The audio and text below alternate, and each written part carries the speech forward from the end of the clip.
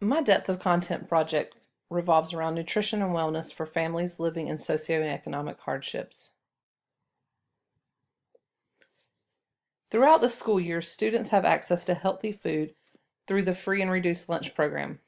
This program ensures that everyone can have breakfast and lunch, regardless of whether the student lives in a home with a socioeconomic hardship or not.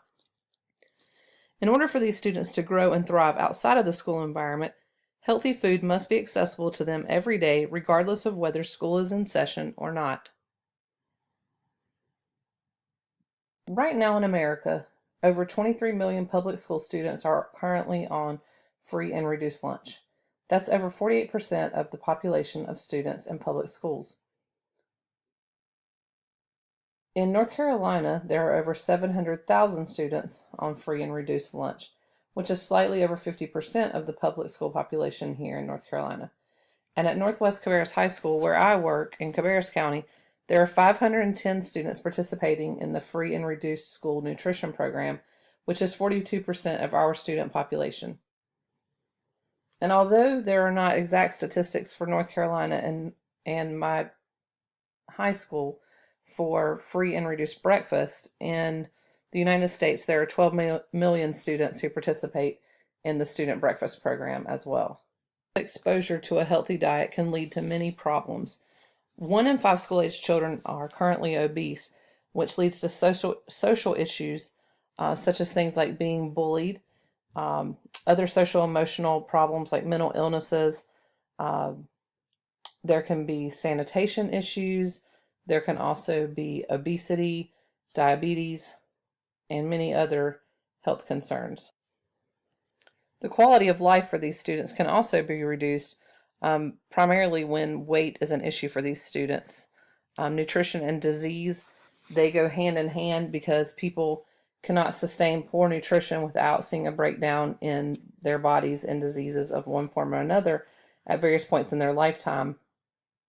Poor nutritional habits make it unable for the children to regenerate and grow in a healthy manner. And malnutrition is commonly thought to be only for those children who are underweight or people who are underweight, but it actually encompasses obese and underweight people because malnutrition is a deficiency and an imbalance of proper nutrition. Eventually, everyone will be affected by the loss of health and wellness in our children. Overweight children today become the burdens on our society tomorrow due to a decline in health, which raises their health care costs, which also raises those costs for you and I.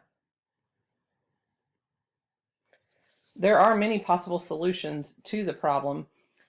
Cafeteria surpluses, grocery store and market surpluses, co-ops between the agricultural department within the CTE program at the school, and free and reduced lunch programs, possibly a local farmer and gardener surplus bank, a collaboration between the school and the existing food assistance programs, and food drives throughout the year for the current students. Those are all possible solutions that we will look at. The first potential solution that I came up with was a cafeteria surplus. With the cafeteria surplus, you have the ease of distributing the food to the participating students. They're already on campus, so they would be able to take those foods home more easily. And those foods are already required to meet a certain nutritional content. So we would be sending those students home with healthy food. The drawback would be that the foods are already prepared most oftentimes, and so there would be the packaging of leftovers. How would they be packaged? The expense of packaging those leftovers and then distributing them to the kids in a manner that they could take them home safely. There's also going to be time limitations on that consumption of food due to the fact that it's already cooked, and how will it stay cold or warm for the journey home. And this would only be available when school is in session. So on holidays, summers, weekends, that would not be a sustainable program. And there's no guarantee of edible surplus. The schools do a great job of cooperating with the nutritional department to make sure that there isn't a lot of surplus left over for those students. Another solution would be grocery store and market surplus. One of the pros for this is that there would be a variety of foods available. It wouldn't just be leftovers from whatever meals were prepared that day. That would mean there would be more non-perishable food items, boxed foods, things like that. The downfall to this, or the downside to this, would be collecting them from available sources. The food would have to be collected and then distributed to the participating students.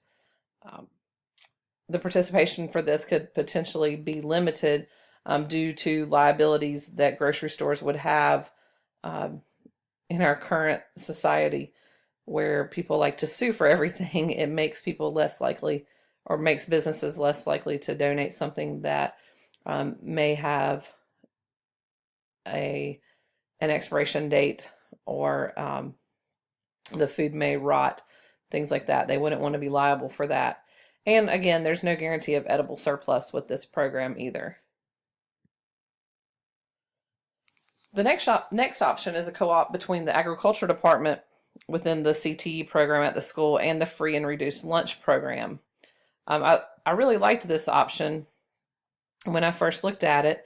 It has, again, the ease of distributing those foods to the participating students in the building. It gives the students participation in solving the problem, so it helps with your school community in realizing that there's a problem and figuring out a way to solve it. And it provides a hands-on learning experience for the agriculture department in gardening and growing foods to sustain this program. The cons to this it would only be perishable food items. We would be talking about fresh produce, fresh vegetables and fruits that would potentially rot before they could be consumed. It's a limited time. Again, it's only available when school's going to be in session, so no weekends, holidays, or summer. You would have the possible chance that the food would be unsuccessful. It wouldn't grow. And classroom time constraints for meeting the agricultural requirements. It may require students to stay after school, which would limit it to those who would have rides and be available after hours. A local farmer gardener surplus bank would also give community participation in solving the problem. It would provide a place for local farmers and gardeners to donate their unwanted produce. I know we're all familiar with people growing vegetables in the summer and saying, who needs tomatoes, who needs cucumbers, I have too many, we can't eat them all before they rot. This would provide a place for those people to donate their food to be distributed. The downside, it would be only perishable food items that they would be donating. No guarantee of there being a surplus. It's going to be limited to our summer and fall months. We would have an issue with collection and distribution to our students, and it would need somebody to organize and run the community bank. The next option is collaboration between the school and existing food assistant programs within the community.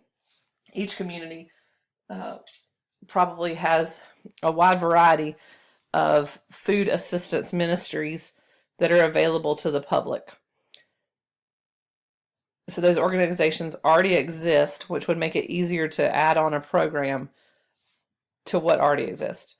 It will give a variety of food options, more non-perishable food options, and again, the community participating in solving the problem.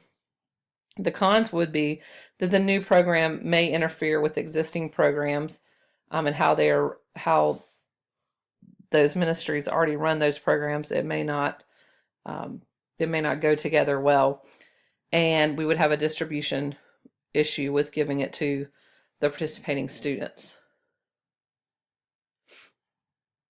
And the last potential option would be a school year food drive with specific needs requested and with a focus on non-perishable healthy items. The pros of this would be easy distribution. The students are already on campus. The students would be participating in solving the problems. There's an ability to offer incentives, which all kids love incentives, and that helps to increase the student involvement. There's an ability to cater the drive to specific needs on a monthly basis. And again, it would give more non-perishable food items. The downside is there's not a guarantee of student buy-in, even with the incentive offers, and it would require a leader to organize and direct the program, and it would be a limited time. It's only available when the school is in session.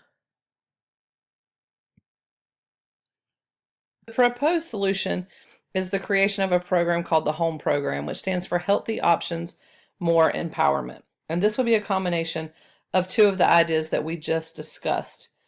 The most ideal program would involve existing food assistant programs within the community and a food drive within the school. The director of this program would create a team of staff as well as students who want to be involved in the HOME program. It would be important to pay attention to keeping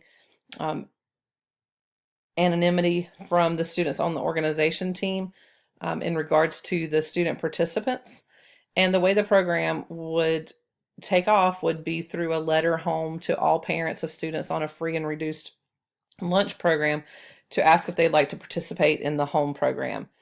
And once those families accept the new program, they would be registered with the local community assistance programs who opt in to HOME. So they would go through the community assistance programs, get on their list to receive food. They would be pre-qualified for those programs because they are on free and reduced lunch. That would be part of the requirements for them to join the HOME program, would be that they would accept all families that were currently on free and reduced lunch. The HOME team would also then plan food drives for each month that school's in session, and a list of the needs with a focus on healthy food would be posted throughout the school and given to each student so they would know what that month's needs are. And an incentive program for each month would be determined as well.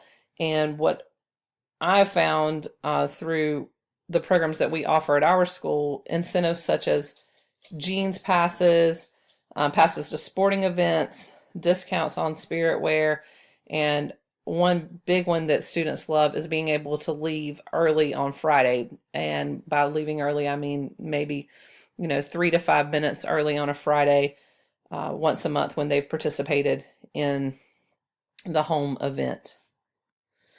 The students who are part of the HOME organizational team would be key in helping to determine what incentives they think would be motivating to that student body.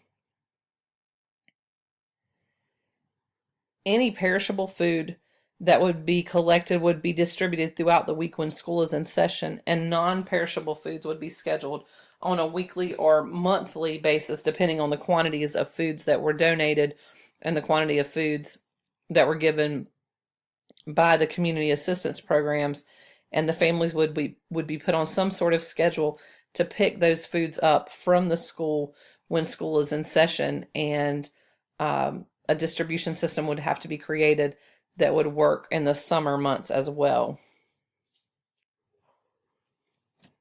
The program has the potential to be extremely successful, especially with buy-in from administration, the school improvement team, and the CTE department, along with the community assistance programs. It would be important for the program to be sustainable, and access would have to be equal and fair to all students who are in need. But the best part about the program is that it gets the students involved who might not be aware that there is such a great need for food, for healthy food within their own school community. And so this lets students play an important role in making sure that everyone is successful.